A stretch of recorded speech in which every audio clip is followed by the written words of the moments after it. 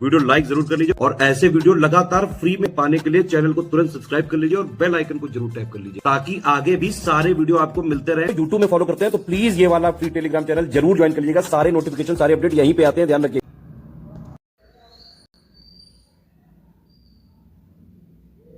नमस्कार दोस्तों, exam preparation में मैं प्रियंका एक बार फिर से आप सभी का स्वागत करती हूँ। यूपी पीसीएस 2024 और आरओ 2023 वाला री एग्ज़ाम अगर आप प्रिपरेशन कर रहे हैं इन एग्ज़ाम्स की तो ये क्लास आपके लिए महत्वपूर्ण है। अगर आप न्यू हैं चैनल पर तो ये क्लास डेली दोपहर 1 बजे आती है जिसमें हम लोग जीएस कवर कर रहे हैं और इसके साथ साथ आप देखेंगे रात को 9 बजे प्रैक्टिस चल रही है आपके एग्ज़ाम पॉइंट ऑफ व्यू से। जो भी इंपॉर्टेंट क्वेश्चन है वो मैं वहाँ पर सब्जेक्ट वाइज करा रही हूँ। तो हम लोग ज्योग्राफी पढ़ रहे थे, ज्योग्राफी में ड्रेनेज सिस्टम पढ़ रहे थे, पूरा कवर हो गया है। आज समराइज़ करेंगे, आज मैप पे सारी रिवर्स देख करके कल से हम लोग इंडियन सॉइल स्टार्ट करेंगे, भारतीय मृदा पढ़ेंगे। ठीक है, चलिए बिना देर किए आज हम लोग अपने टॉपिक को स्टार्ट करते हैं। इस मैप के माध्यम से पहले तो ये समझिए भारत में जो रिवर सिस्टम है, ड्रेनेज सिस्टम है, इसको कैसे क्लासीफाई किया गया है। तो सबसे पहले आप देखिए इसका क्लासिफिकेशन भी 2 तरह से किया गया है। पहला तो अरब सागर में जल गिराने वाली नदियाँ, दूसरा बंगाल की खाड़ी में जल गिराने वाली नदियाँ। इसमें भी आप देखेंगे तो अरब सागर शाखा में जो जो नदियाँ जल गिराती हैं वो सारी एक पास पढ़नी होती हैं, और जो बंगाल की खाड़ी में, या फिर इनका क्लासिफिकेशन 2 तरह से करते हैं। सबसे पहले यहाँ से देखिए इसको डिवाइड करते हैं इंडिया को, और उत्तरी भाग में हम लोग देखेंगे भारत के हिमालय स्थित है। तो जो हिमालय से या हिमालय के पास से जिन नदियों का ओरिजिन हो रहा है पहले उनको पढ़ते हैं। इसमें सबसे पहले सिंधु नदी तंत्र है, पहला नदी तंत्र सिंधु का पढ़ते हैं, दूसरा गंगा नदी तंत्र पढ़ते हैं, तीसरा ब्रह्मपुत्र नदी तंत्र पढ़ते हैं हिमालयन रिवर सिस्टम में। तो 3 नदी तंत्र हो गए। इसके बाद अब हम जब प्रायद्वीपीय नदियाँ पढ़ते हैं तो इनको 2 भाग में क्लासीफाई कर लेते हैं। पहली तो जो बंगाल की खाड़ी में अपना जल गिराती हैं उनको देखते हैं, ठीक है, वो सारी नदियाँ देख लेते हैं। और इसके बाद जो अरब सागर में अपना जल गिराती हैं उन नदियों को देखते हैं। इस तरीके से हम लोग आज पूरा मैप देखने वाले हैं। तो जिन्होंने भी पिछली क्लासेस नहीं देखी हैं रिवर सिस्टम की वो ज़रूर कंप्लीट कर लीजिए, क्योंकि रिवर सिस्टम आप कंप्लीट करेंगे तभी आपके क्वेश्चंस एग्जाम में सॉल्व हो पाएंगे। वहाँ पर हमेशा प्रश्न पूछा जाता है इस टॉपिक से, और इसीलिए मैंने बहुत बेहतर ढंग से इसको कराने की कोशिश की है। तो चलिए सबसे पहले स्टार्ट करते हैं हम लोग सिंधु नदी तंत्र। हिमालयन रिवर सिस्टम में हमें 3 नदी तंत्र पढ़ने हैं, पहला सिंधु, दूसरा गंगा, तीसरा ब्रह्मपुत्र। इनको कवर करेंगे, बाद में हम प्रायद्वीपीय नदियाँ देखेंगे। तो सबसे पहला रिवर सिस्टम है सिंधु। इंडस रिवर को आप देखेंगे, इसका जो ओरिजिन पॉइंट है वो तिब्बत से है, ये आपको दिख रही है, ये मैं ड्रॉ करते चलिए। और यहाँ पर आप देखेंगे इंडस रिवर को, और इससे कौन कौन सी ट्रिब्यूटरीज आके मिल रही हैं वो एक साथ में कवर करूँगी। तो सबसे पहले इंडस रिवर आप देखिए, ये तिब्बत के मानसरोवर लेक के पास से ओरिजिन इसका होता है। वहाँ पर बोखरचू लेक है, वहाँ से इसका उद्गम होगा। कहाँ पर आप देख रहे हैं, ये तिब्बत वाले रीजन में है, मानसरोवर लेक के पास बोखरचू से, ये आपको पता चल गया, ठीक है। अब इसके बाद देखिए इसकी कुछ ट्रिब्यूटरीज हैं, उसमें हम सबसे पहले बड़ी जो ट्रिब्यूटरीज हैं उनको पढ़ेंगे जो इससे बाएं तट पर आकर के मिल रही हैं। जिसमें सबसे पहले देखिए आपको झेलम दिख रही है, ये झेलम, ये वेरी नाग हिल से निकलती है, ठीक है, जो कि पीर पंजाल रेंज पे है। तो पहली हो गई झेलम, दूसरी आपको चिनाब दिख रही है, ठीक है। तो लाहौल और स्पीति आपको पता है हिमाचल प्रदेश में है, बारालाचाला पास के पास। अगली रिवर इसके बाद चिनाब है, ये लाहौल और स्पीति डिस्ट्रिक्ट है हिमाचल प्रदेश में, वहाँ से ओरिजिन होता है बारालाचाला पास के पास से, और फिर ये आगे बढ़ती है ये चिनाब, और आगे चिनाब से झेलम आके मिल जाती है। पहला क्लियर। थर्ड रिवर आपको रावी दिख रही है, रावी का ओरिजिन कुल्लू हिल से होता है, रोहतांग पास के पास से, ठीक है, और ये भी चिनाब से आकर के मिलती है। नेक्स्ट आप देखिए ब्यास रिवर आपको दिख रही है। ब्यास एकमात्र रिवर है जो सिर्फ इंडिया में फ्लो होती है, वो पाकिस्तान में नहीं जाती। अब इसका ओरिजिन पॉइंट कहाँ है, रोहतांग पास से इसका भी ओरिजिन होता है। तो ये रही ब्यास, ठीक है, हरिके नामक स्थान पर सतलज से मिल जाती है। अगली जो बड़ी रिवर है वो है सतलज, जो कि ट्रिब्यूटरी है इंडस की, और ये मानसरोवर लेक के पास से निकलती है, ये भी, इसका भी ओरिजिन तिब्बत से होता है। और आप देखेंगे सिपकिला पास से ये भारत में एंटर करती, इंडिया में आगे बढ़ती है, और इससे ब्यास नदी मिल जाती है। इसके बाद यह पाकिस्तान में फ्लो होते हुए ये और चिनाब अर्थात सारी नदियाँ एक पास आकर के मिठानकोट वाली जगह पे मिलती हैं और इसके बाद आप देखेंगे ये सिंधु से मिल जाती है। तो ये आपको याद रखना है इन रिवर्स के बारे में। सबका मैंने ओरिजिन पॉइंट बता दिया है, एक एक करके देख लीजिए। सबसे पहले इंडस रिवर है, सिंधु रिवर है जो कि बोखरचू लेक से निकलती है नियर मानसरोवर तिब्बत से, आगे फ्लो होती है ये तिब्बत से, फिर भारत में एंटर करती, भारत से पाकिस्तान में प्रवाहित होती है और अरब सागर में अपना जल गिराती है। कुछ बड़ी नदियाँ देख रहे हैं जो इसकी 5 बड़ी नदियाँ हैं ट्रिब्यूटरीज में, झेलम, चिनाब, रावी, ब्यास और सतलज। JCRBS करके बड़ी ट्रिब्यूटरीज आपको याद रखना है, जिसमें जो सबसे पहले मैंने झेलम बनाई है ये वेरी नाग हिल से निकलती पीर पंजाल रेंज के पास से। सेकंड है चिनाब रिवर, चिनाब रिवर के बारे में मैंने आपको बता दिया कि लाहौल स्पीति डिस्ट्रिक्ट से निकलती हिमाचल प्रदेश में बाड़ा लाचाला पास के पास से। नेक्स्ट है रावी रिवर, ये कुल्लू हिल से निकलती रोहतांग पास से। इसके बाद फोर्थ पड़ी ब्यास रिवर जो सिर्फ इंडिया में फ्लो होती है, ये भी रोहतांग पास के पास से निकलती है और आकर के सतलज में मिल जाती है।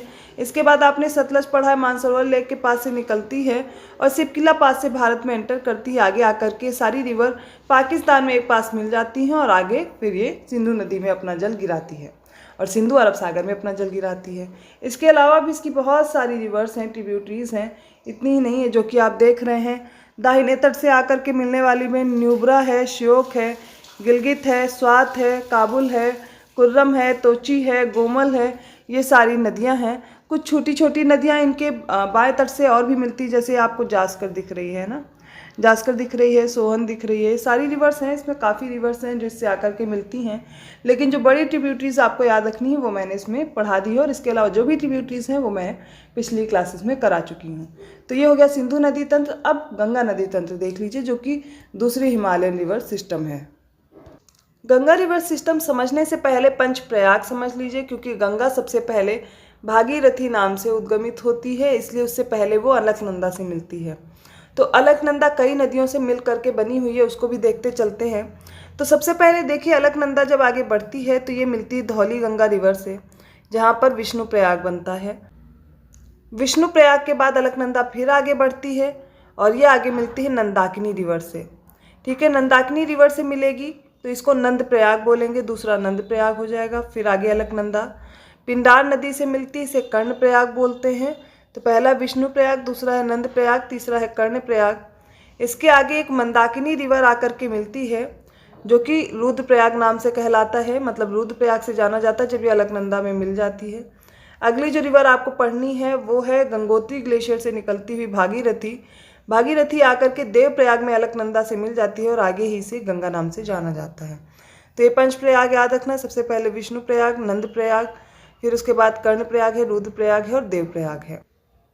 तो ये हो गए पंचप्रयाग। पंचप्रयाग के बाद अब जब गंगा आगे बढ़ेगी तब हम इसका आगे देखते हैं कौन कौन सी इसकी ट्रिब्यूटरीज हैं और ये कितने राज्यों में प्रवाहित हो रही है। तो इस मैप के माध्यम से हम लोग गंगा नदी तंत्र और ब्रह्मपुत्र नदी तंत्र दोनों कंप्लीट करेंगे। सबसे पहले गंगा नदी तंत्र में देखिए आप, गंगा फ्लो हो रही है, यहाँ से आपको दिखा अलकनंदा और गंगा वाला आपने देखा, मैंने पंचप्रयाग करा दिया। अब इसके बाद ये गंगोत्री ग्लेशियर से भागीरथी नाम से निकलती है, अलकनंदा से मिलने के बाद ये आगे गंगा कहलाती है। तो देवप्रयाग से आगे बढ़ के गंगा कहलाती है। अब इसका देखिए फ्लो कैसे हो रहा है वो मैं बनाते चल रही हूँ ये, ठीक है। तो ये सबसे पहले आगे बढ़ेगी तो इससे कौन कौन सी ट्रिब्यूटरीज आकर के मिल रही वो देखना। तो उत्तर की तरफ प्रवाहित होने वाली नदियाँ अर्थात बाएं तट से आकर के मिलने वाली नदियों में सबसे पहले इसमें रामगंगा है, नेक्स्ट गोमती है, ठीक है। गोमती के बाद देखिए घाघरा है, घाघरा के बाद गंडक है, गंडक के बाद है कोसी, कोसी के बाद है महानंदा, ठीक है। इसके बाद इसके दाहिने तट से आकर के मिलने वाली इंपॉर्टेंट ट्रिब्यूटरीज में यमुना है, यमुना के बाद सोन रिवर है, ठीक। इतना आपको क्लियर हो गया इसकी इंपॉर्टेंट ट्रिब्यूटरीज हैं। इन ट्रिब्यूटरीज के बाद आप देखेंगे गंगा बांग्लादेश में चली जाती है और एक इसकी जो ब्रांच है वो पश्चिम बंगाल में जाती है हुगली नाम से, जहाँ पर इससे दामोदर रिवर आकर के हुगली में मिल जाती है। आगे इसी रिवर को पद्मा नाम से जानते हैं और यहाँ पर आकर के इससे ब्रह्मपुत्र मिलती है।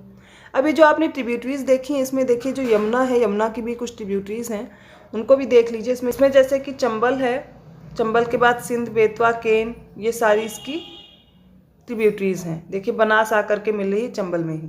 ये यमुना की ट्रिब्यूटरीज हैं और यमुना इसकी सबसे बड़ी सहायक नदी है जो पश्चिम की तरफ इसे सबसे पश्चिम में प्रवाहित होती है।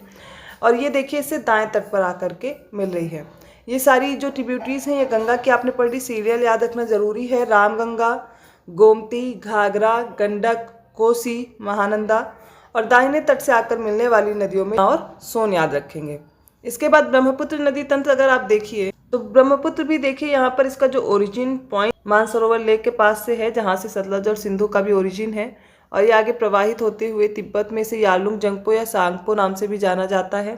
इसके बाद यह भारत में प्रवेश करती है आगे या ब्रह्मपुत्र नाम से। इसके बाद ये जमुना नाम से आगे बढ़ती है और पद्मा से आकर के मिलती है, फिर संयुक्त रूप से पद्मा नाम से जानी जाती है। लास्ट में एक रिवर मेघना आकर के मिलती है और मेघना नाम से अपना डेल्टा बनाती है बे ऑफ बंगाल में। इतना इनके बारे में आपको याद रखना है। अब इसमें से जो देखिए रामगंगा है, इसका आप देखेंगे ओरिजिन कहाँ है तो नैनीताल के पास से निकलती है और कन्नौज के पास आकर के गंगा से मिल जाती है। नेक्स्ट है गोमती, फूलर झील से निकलती है पीलीभीत के पास से और ये मैदान से उद्गम होने वाली ये पहली नदी है या एकमात्र नदी है जो कि गंगा की ट्रिब्यूटरी है और ये आकर के मिल जाती है गाजीपुर में। कहाँ पर मिलेगी? गंगा से, ठीक है। तीसरी आप घाघरा देख रहे हो, तिब्बत से निकलती मापचा चुंगो ग्लेशियर से निकलती है और फिर ये आकर के छपरा नामक स्थान पर जो कि बिहार में है यहाँ पर गंगा से मिल जाती है। अगली कोसी रिवर है जिसका भी उद्गम नेपाल के पास से होता है और ये आप देखेंगे तिब्बत में गोसाईथान शिखर है, वहाँ से इसका ओरिजिन होता है। अपना रास्ता बदलने के लिए फेमस है और ये रास्ता बदलने की वजह से इसको बिहार का शोक कहा जाता है। नेक्स्ट महानंदा है जो इससे आकर के मिल जाती है। ये सारी बिहार में आकर के इनसे मिलती हैं, गंगा से अपना जो संगम है वो बनाती हैं। इसके बाद यमुना निकलती है यमुनोत्री ग्लेशियर से और ये प्रयागराज अर्थात इलाहाबाद में आकर के मिल जाती है गंगा से। उसके बाद आप देखेंगे सोन है जो पटना नामक स्थान पर गंगा से आकर के मिल जाती है। इसके बाद ब्रह्मपुत्र की ट्रिब्यूटरीज देखेंगे तो आप ये देखिए लोहित है, तो इस तट से आकर के मिलने वाली लोहित है, बूढ़ी दिहांग है, दिशांग है, ये सारी रिवर्स आकर के मिलती हैं। इसके अलावा आप देखेंगे इस वाले तट से आकर के मिलने वाली नदियों में सुबनसिरी है, धनसिरी है, ये देखिए तिस्ता है, कामेंग है, ये संकोस है, ये सारी रिवर आकर के इधर से ब्रह्मपुत्र रिवर से मिल जाती हैं। ये भी इंपॉर्टेंट रिवर्स हैं जो इनको आपको याद रखना है, ठीक है। इन पर भी बहुत सारी नदी घाटी परियोजनाएं चल रही हैं। जब हम लोग नदी घाटी परियोजना पढ़ेंगे तो उन बहुउद्देशीय परियोजनाओं को एक साथ कवर कर लेंगे। तो ये तीनों रिवर सिस्टम जो हिमालयन रिवर सिस्टम के हैं वो एक साथ मैंने कवर कराए हैं। अब प्रायद्वीपीय रिवर सिस्टम देख लीजिए। सबसे पहले देखिए दामोदर रिवर है जो कि छोटा नागपुर पठार से निकलती है और आकर के हुगली में अपना जल मिला लेती है। हुगली की सहायक नदी है, हुगली से मिल जाती है, पहली रिवर हो गई। फिर उसके बाद सुवर्ण रेखा नदी है, ये भी झारखंड के रांची से निकलती है। स्वर्ण रेखा नदी के बाद है वैतरणी रिवर, ये निकलती है उड़ीसा से। इसके बाद है ब्राह्मणी, फिर कौन सी हो जाती है? ब्राह्मणी। तो सबसे पहले दामोदर है, स्वर्ण रेखा है, वैतरणी है, ब्राह्मणी है, ये भी झारखंड के रांची के पास से निकलती है जो हमने बनाई है ये ब्राह्मणी। ब्राह्मणी के बाद महानदी है, महानदी तो आप लोग को ये देखिए क्लियर दिख रही है ना, तो ये महानदी हो जाएगी। उसके बाद गोदावरी है, ये गोदावरी रिवर भी आप लोग को नज़र आ रही है, ठीक है। सीरियल पहले सबसे पहले देख लीजिए सबका। गोदावरी के बाद ये रही कृष्णा, कृष्णा सबको विजुअल है। कृष्णा के बाद आ जाती है पेन्नार नदी, कौन सी है? पेन्नार नदी। मैं ऐसे बनाए दे रही हूँ, आप अपने में ड्रॉ करते चलेंगे। पेन्नार के बाद ये देखिए आपने कावेरी नदी पढ़ी है, ठीक है। कावेरी नदी के बाद वैगई आ जाती है और वैगई के बाद आपको पढ़ना है ताम्रपर्णी रिवर। तो ये सारी रिवर्स का सीरियल है, एक बार फिर से देख लीजिए। मैं यहाँ पर लिख नहीं रही हूँ, आपको बोलते चल रही हूँ। तो सबसे पहले हो गई दामोदर, कहाँ से निकल रही है? छोटा नागपुर पठार, यहीं पर आप लिख दीजिए इसका उद्गम, ठीक है। फिर दूसरी है स्वर्ण रेखा नदी, तीसरी है वैतरणी, चौथी ब्राह्मणी है, फिर महानदी है, महानदी के बाद गोदावरी है, देन कृष्णा, कृष्णा के बाद आप देखेंगे रिवर है पेन्नार, पेन्नार आफ्टर पेन्नार कावेरी दिख रही है, कावेरी के बाद वैगई है, देन ताम्रपर्णी। ये सारी रिवर्स का भी मैंने सिर्फ सीरियल बताया, भी रिवर्स का सीरियल आप नोट कर लीजिए। अब अगर अरब सागर शाखा की तरफ अगर रिवर्स देखी जाए तो सबसे पहले कौन सी हो जाएगी? ये देखिए आपको नर्मदा दिख रही है, सबसे बड़ी रिवर देख लीजिए पहले, नर्मदा और तापी, ये दो देख लीजिए। पहले मैं आज आपको ये कवर करा दूँ, मैं दोनों ही कवर करा दूंगी। सबसे पहले आप इधर देख लीजिए बंगाल की खाड़ी शाखा में इनका सबका उद्गम। तो पहली जो दामोदर नदी है मैंने बता दिया, छोटा नागपुर पठार से इसका उद्गम होता है, पहली क्लियर हो गई, ठीक है। उसके बाद जो दूसरी रिवर है वो कौन सी मैंने बताई है आपको? वो स्वर्ण रेखा बताई है। तो स्वर्ण रेखा का उद्गम कहाँ से होगा? रांची के पास से, झारखंड के रांची के पास से।